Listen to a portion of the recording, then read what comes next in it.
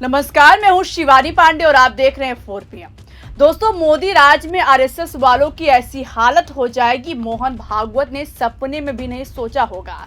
जिस आरएसएस के बिना भाजपा पत्ता नहीं हिलाती थी, आज खबर है कि आरएसएस के खासम खास नितिन गडकरी को इशारा मिला है कि मोदी और शाह उनका इस्तीफा लेने वाले हैं। उनकी छुट्टी करने की तैयारी हो रही है। गडकरी साहब की हालत इतनी खराब हो गई है कि भरे मंच से मोदी और शाह के सामने खुद को सरेंडर करने की नौबत आ गई। सड़क एवं परिवहन मंत्री साहब अब अपना पद छोड़कर मोदी सरकार से भागना चाह रहे हैं। देश की गाड़ियों की वाट लगाकर इथेनॉल के प्रचार से विवादों में घिरे मंत्री साहब ने कह दिया है कि मुझसे अब काम नहीं संभल रहा है, मेरी जिम्मेदारी किसी और को सौंप दीजिए। इशारों में कह दिया है कि मंत्री का पद संभालना अब मेरे बस की बात नहीं है। तो आखिर गुजरात लॉबी ऐसी कौन सी साजिश रच रही है जिससे इस्तीफा देने की बात आ गई है? मोदी और शाह ने आरएसएस को कैसे कमजोर कर दिया है, बताएंगे आपको। लेकिन पहले इथेनॉल का प्रचार करने वाले गडकरी साहब को सुनिए, कैसे अपनी फजीयत होने से बचने के लिए भागने की बात कर रहे हैं। स्तोत्र वगैरे काही नाही आहे, आजकाल मी काही जास्त काम करू शकत नाही। ज्यावेळी करू शकलो तेव्हा आता मी पण कामातून माझं पार्टिसिपेशन कमी झालं। मी सगळ्यांना सांगितलं तर नवीन पिढीच्या हातात काम दिलं पाहिजे। नवीन लोक आलेत, जुने त्यांना मार्गदर्शन करतात आहेत आणि हळूहळू पुन्हा काम वाढत आहे आणि वाढलेल्या कामामध्ये आता अजून जास्त वाढत आहे। दोस्तों, अचानक गडकरी साहब ने जिस तरह से खुद को सरेंडर किया है, ऐसे में सवाल उठ रहा है कि कहीं एथेनॉल का प्रचार करने वाले मंत्री साहब को इशारा तो नहीं मिल गया है कि उनकी मोदी और शाह बहुत जल्द छुट्टी करने वाले हैं।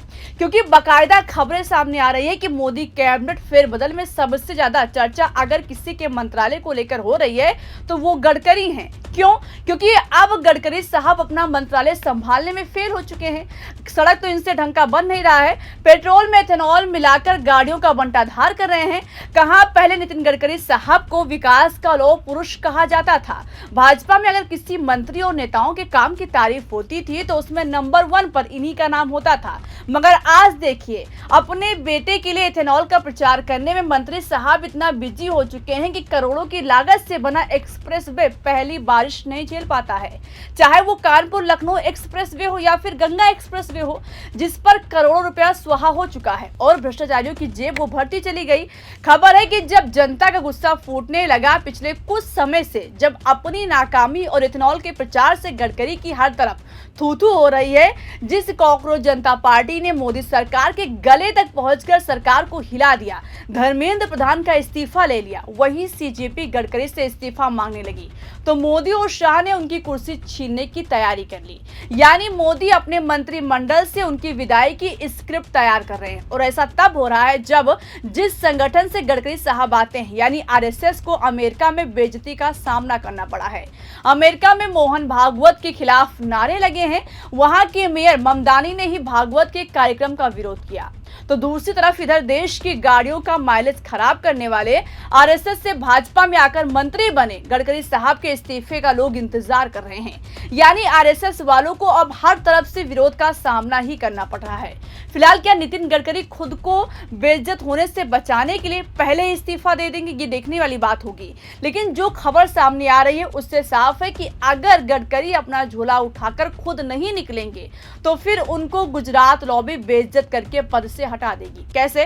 क्योंकि इधर खबर आई है कि गडकरी के मंत्रालय में फेर बदल किया जाएगा। उधर खबर है कि 75 के होने के बाद मोदी तो प्रधानमंत्री की कुर्सी से चिपके बैठे हैं, लेकिन 70 साल के होने वाले मंत्रियों की छुट्टी अपने मंत्रिमंडल से करने जा रहे हैं। आप खुद ही देखिए, खबर में बकायदा लिखा हुआ भी है कि 70 से अधिक उम्र वाले 1/4 मंत्री हटेंगे। मंत्रिमंडल में फिलहाल 12 मंत्री ऐसे हैं जिनकी उम्र 70 साल से अधिक है।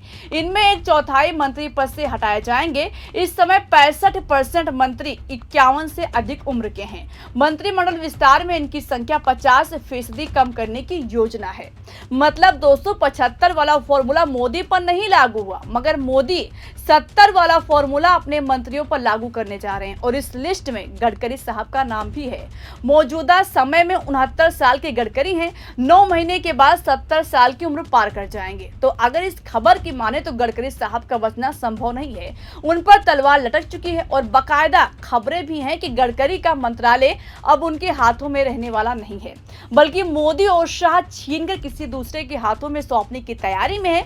इसलिए सवाल उठ रहा है कि कहीं एथेनॉल का प्रचार करने वाले नितिन गडकरी को इशारा तो नहीं मिल गया कि उनको मोदी अपने मंत्रिमंडल से आउट करने वाले हैं।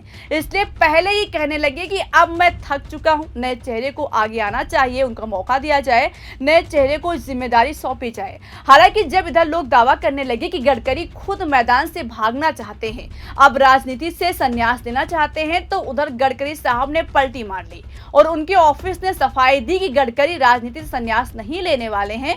उन्होंने ऐसा सिर्फ खास तौर पर लक्ष्मण राव मानकर ट्रस्ट के बारे में कही है। मगर लोग दावा कर रहे हैं दोस्तों कि आरएसएस और गडकरी चाहे जितना हाथ पैर पटक लें, मगर मंत्रिमंडल से हटना तय है इनका। गडकरी अपनी पोजीशन पॉजिटिव करना चाहते हैं, लेकिन एथेनॉल ने उनकी छवि को निगेटिव बना दिया है। उनको कड़वा घूंट पीना ही पड़ेगा और अपनी कुर्सी उनको छोड़ना ही पड़ेगा। फिलहाल दोस्तों, जैसे हालात बने हुए हैं, खबरें हैं कि मोदी और शाह गडकरी को आउट करने वाले हैं। क्या ऐसा सच में होने वाला है, इसकी तस्वीर सितंबर में साफ हो जाएगी, क्योंकि खबर है कि जैसे ही मोदी मध्य एशिया के दौरे से वापस आएंगे तो उसके बाद कुछ मंत्रियों को बाहर करेंगे और पंजाब, यूपी जैसे राज्यों के चुनाव को देखते हुए नए चेहरों को शामिल करेंगे। फिलहाल दोस्तों, आपको क्या लगता है, क्या गडकरी साहब अपने बेटे को फायदा पहुंचाने के चक्कर में कुर्सी हाथ से धो बैठेंगे? अपनी राय बताइएगा, वीडियो को लाइक और शेयर कीजिएगा, ज्वाइन कीजिएगा और देखते रहिए 4 PM। नमस्कार।